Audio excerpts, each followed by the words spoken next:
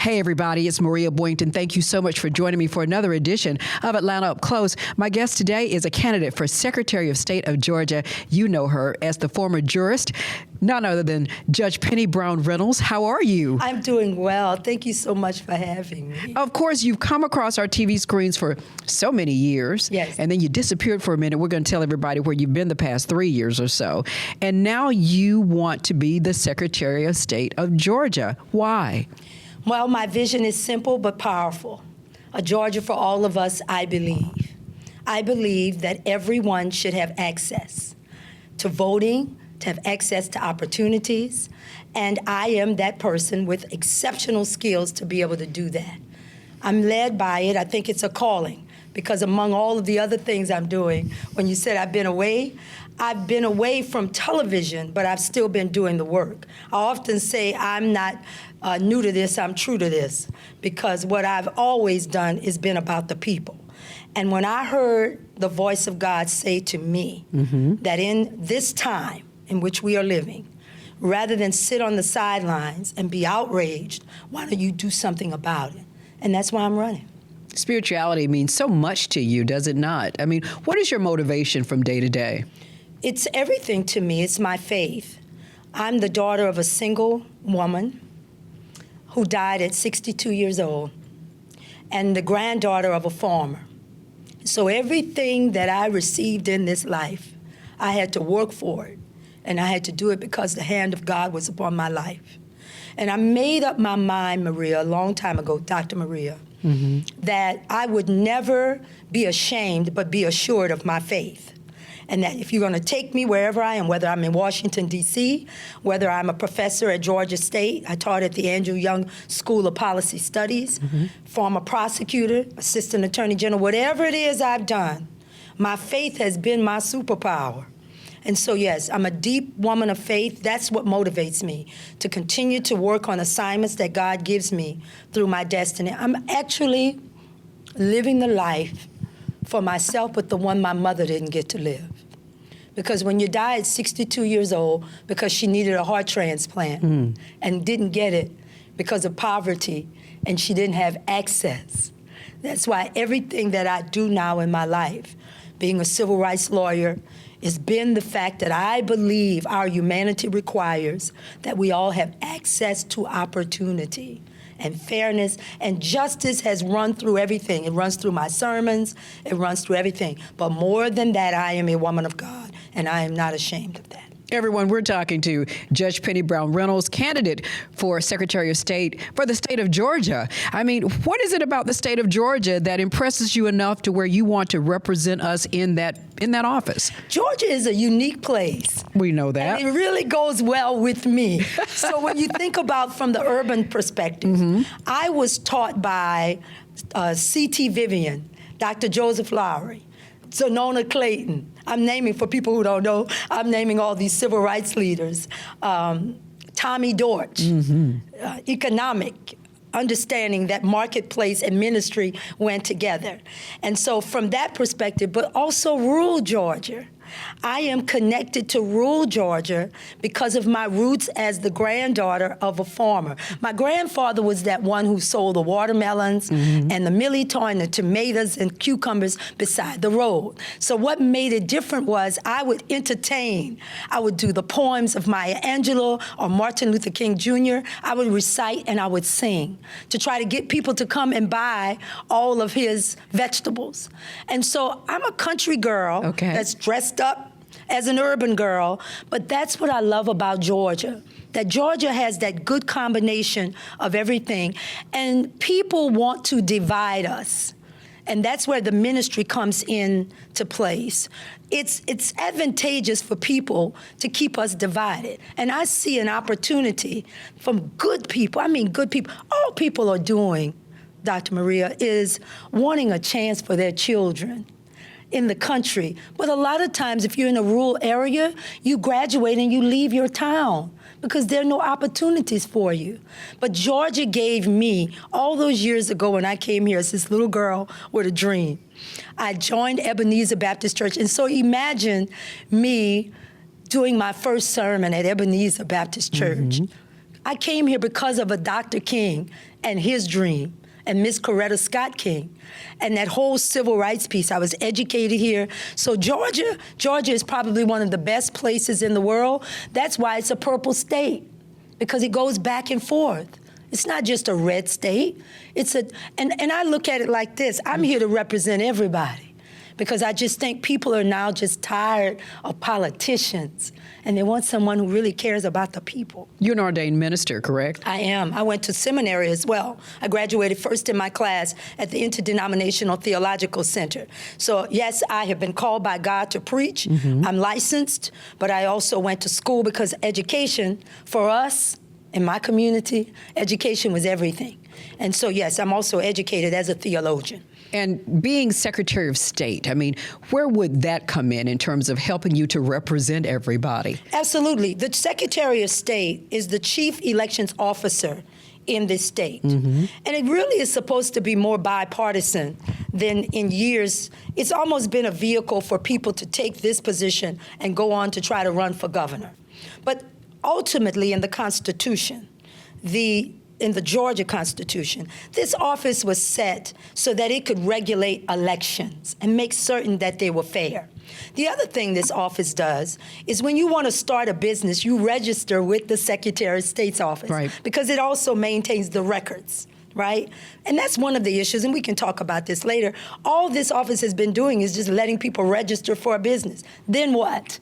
You're missing an opportunity to go out into Georgia and help facilitate entrepreneurs coming together with financial planning, with using that office. If you start a business and you say you want to register for your LLC or an incorporation, that's all it does. But why not have a vehicle through technology to be able to show all the other licenses that you may need, or financial ability to come and take your business to the next level?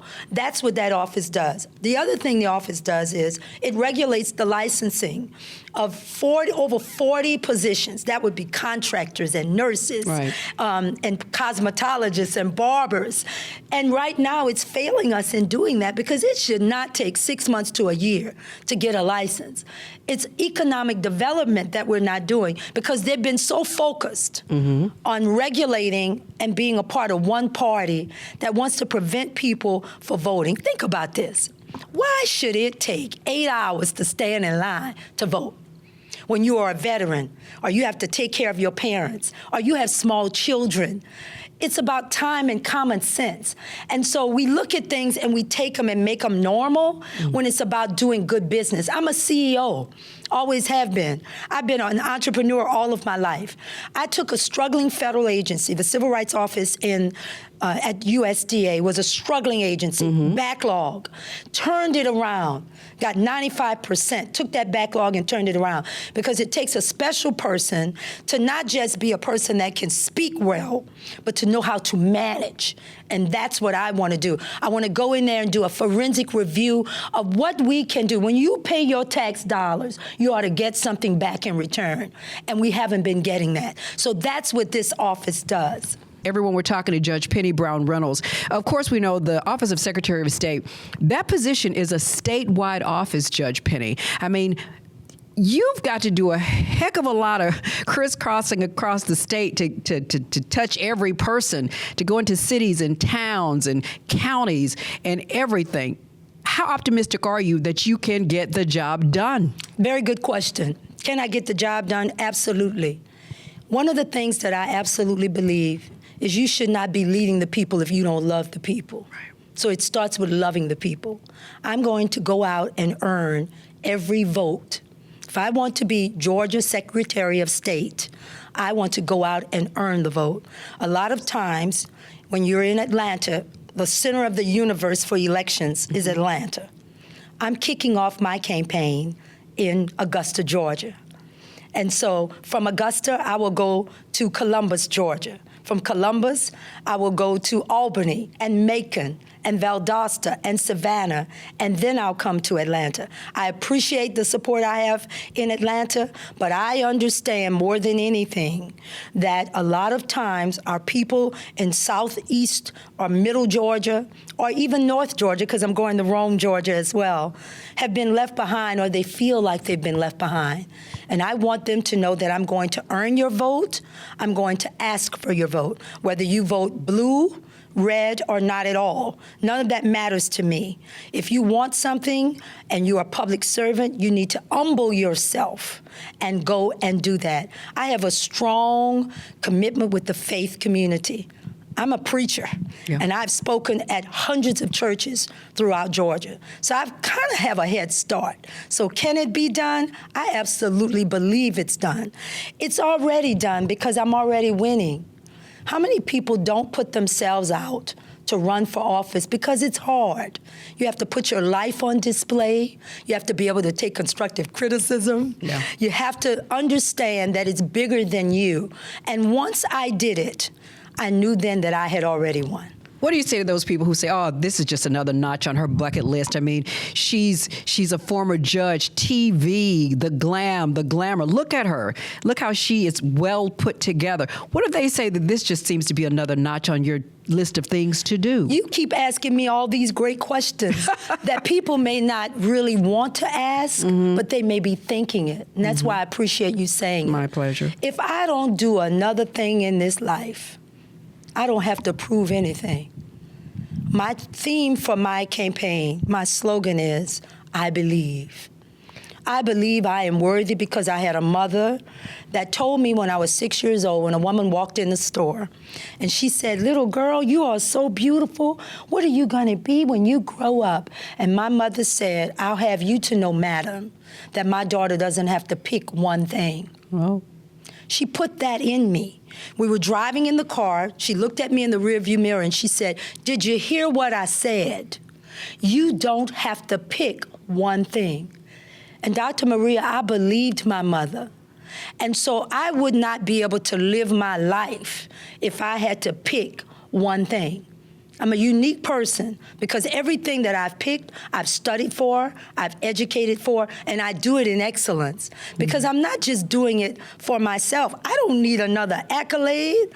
I have degrees.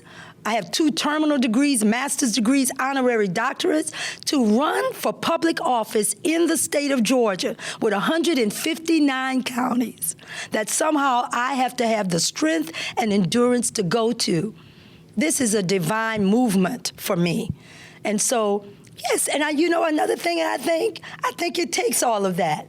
I think for a woman running, you want to see someone who's articulate, polished, intelligent, but humble enough to know that I could do everything I want to do, but come May 19th, it's out of my hands.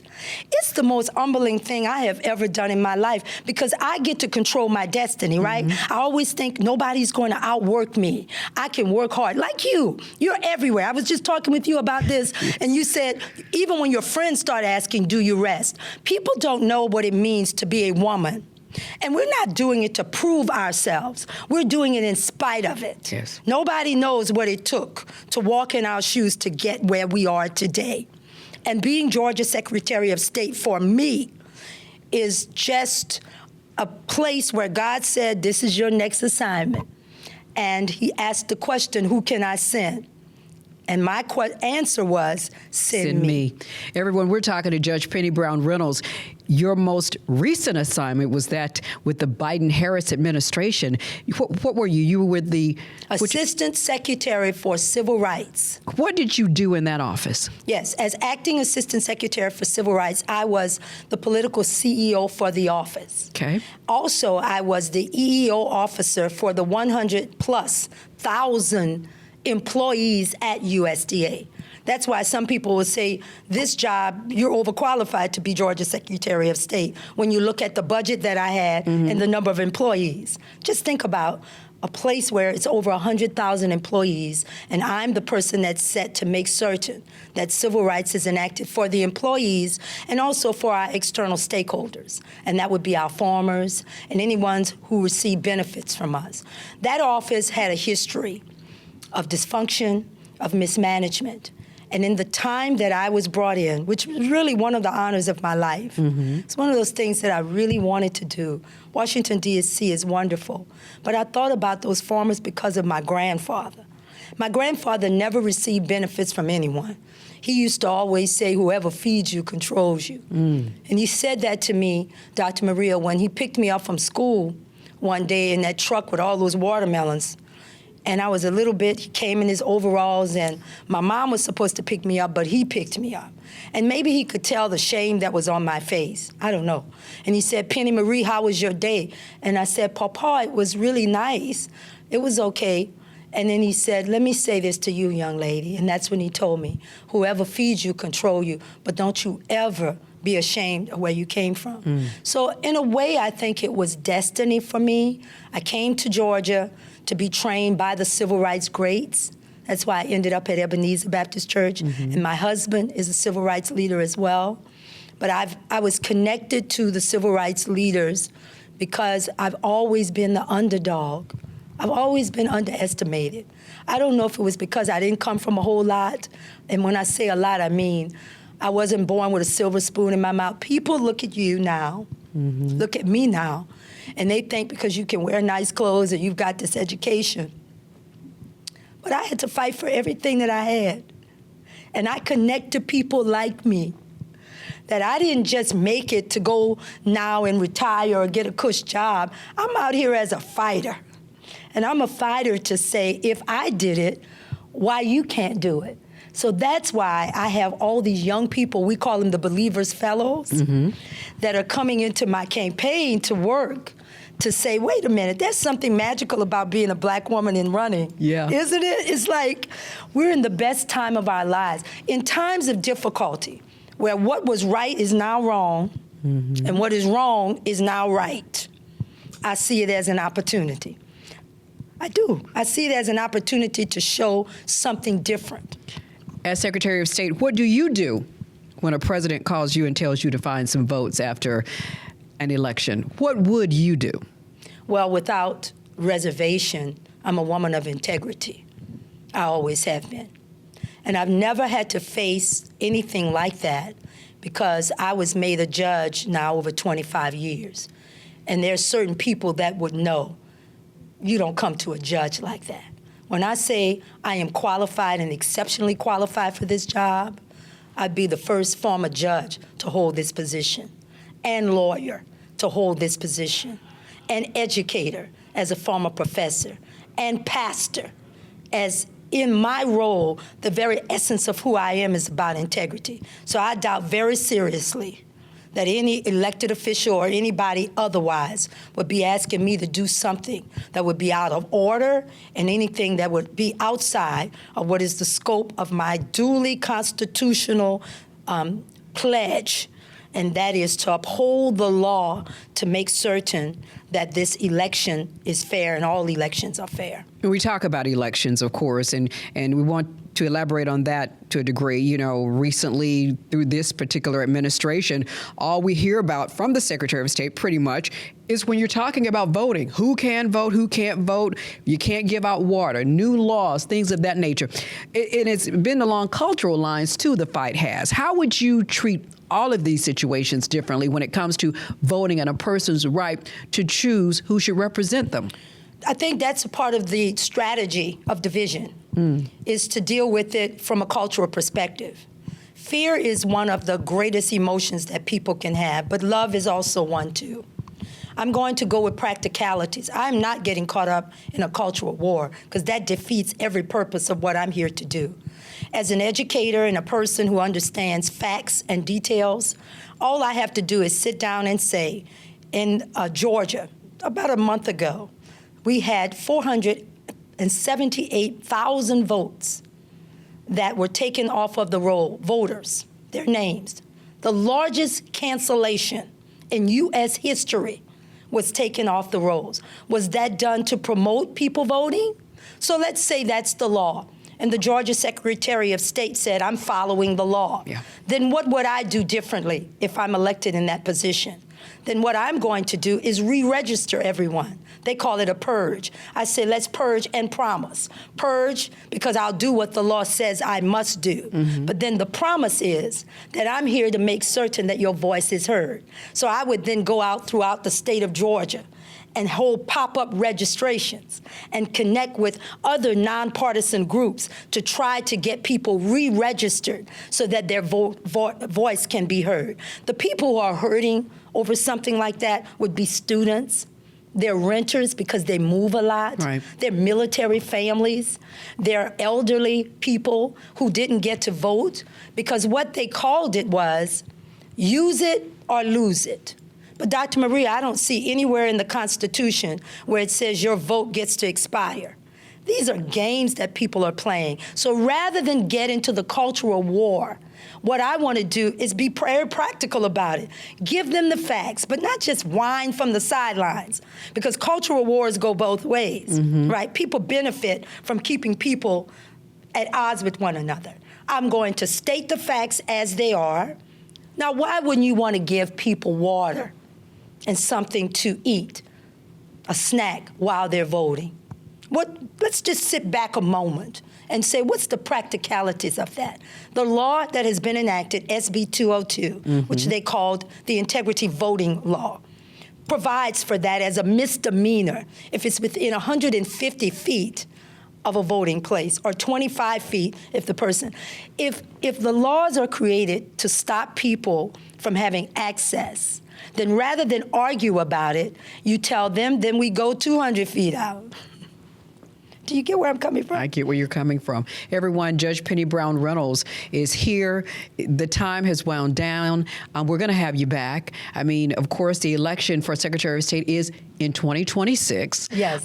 If we were in a debate right about now, we'd say, we'll give you 2 minutes to tell everybody why they should vote for Penny Brown Reynolds. Why should they? Do you mind if I look at the people and go ahead? From that? As I said when I started, my vision is a powerful one, but it's very simple, because sometimes we want to make things too complicated. A Georgia for all of us, I believe. I have been called for such a time as this. People are devastated at what's going on around them, and all you want to do is feel fairness. I am that candidate. I am a woman who is prepared educationally, exceptionally prepared as a CEO and entrepreneur, as a civil rights lawyer, but also don't count me out with compassion as a person who is of the clergy, because I understand that fairness is about having everybody's voice heard. Don't give up on government right now. Don't do it. Government is supposed to work for you, and I pledge to do that. Judge Penny Brown Reynolds, thank you so much for coming in. Thank you so much. Everyone, thank you for listening and watching yet another edition of Atlanta Up Close. And of course, you can always listen to on the Odyssey app. I'm Maria Boynton.